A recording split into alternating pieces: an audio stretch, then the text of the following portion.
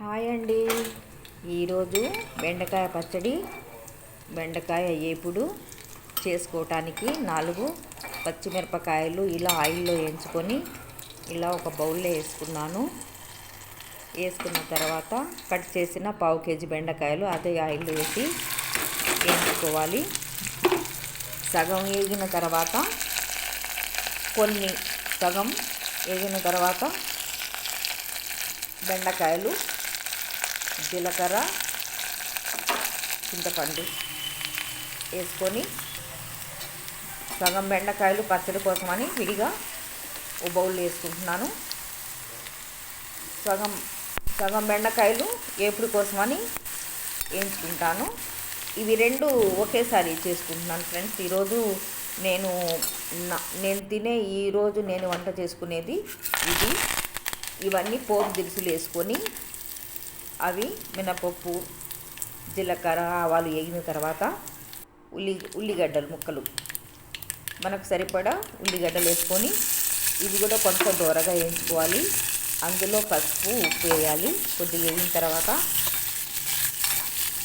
బెండకాయ తింటే చాలా ప్రయోగాలు ఉన్నాయి బెండకాయలో. ఇదిగోండి ఉప్పు వేసుకున్నాను, కొంత పసుపు వేసుకుంటాను సరిపడా.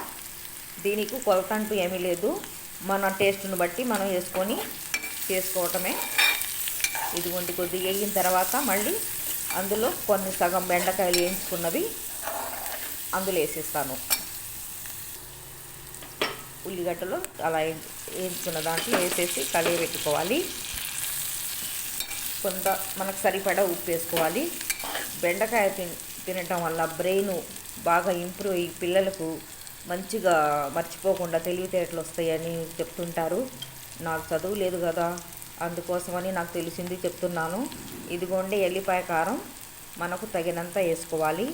ఎల్లిపాయ తినటం వల్ల ప్రతి దాంట్లో ఎల్లిపాయ, జీలకర్ర కూరలు వేసుకుంటే ఎల్లిపాయ డైజెషన్ని పెంచుతుంది. అరుగుదల కోసమని ఎల్లిపాయ ఇది కొలెస్ట్రాల్ని నివారిస్తుంది. ఎల్లిపాయ ప్రతి దాంట్లో నేను వాడతాను. ప్రతి కూరలో జీలకర్ర జీర్ణశక్తిని పెంచుతుంది. నాకు వీడియో తీయటం రాదు ఫ్రెండ్స్, ఏదో తీసాను. ఇదిగోండి సగం తీసుకున్నా కదా పచ్చడి కోసమని. ఇదిగో చిన్న రోలు ఉంటే నేను స్టవ్ పక్కనే పెట్టుకుంటాను. 3 ఎల్లిపాయ రెబ్బలు వేసుకొని కొంత చింతపండు వేసుకొని ఇలా చిన్నగా నల్ల కొడితే ఇదిగోండి నలుగుతుంది. రోటి పచ్చడిలా ఉంటుంది అన్నమాట. కొంత జీలకర్ర వేసుకోవాలి. జీలకర్ర వల్ల చాలా ఉపయోగాలు ఉన్నాయి.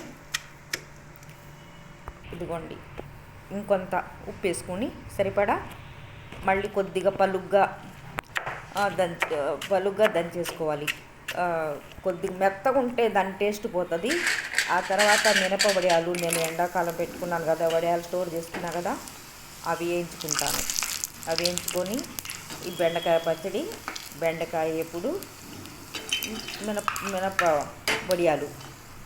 ఈరోజు నేను చేసిన వంట ముడి బియ్యం. ఇదిగోండి నేను ముడి బియ్యం చిన్నప్పటి నుంచి తినటం అలవాటు, ఇప్పుడు కూడా అదే అలవాటు. ఇవ్వండి నేను ఈరోజు నా దినచర్యలో తినే ఆహార పదార్థాలు ఇవి. ఇదిగోండి ఫ్రెండ్స్.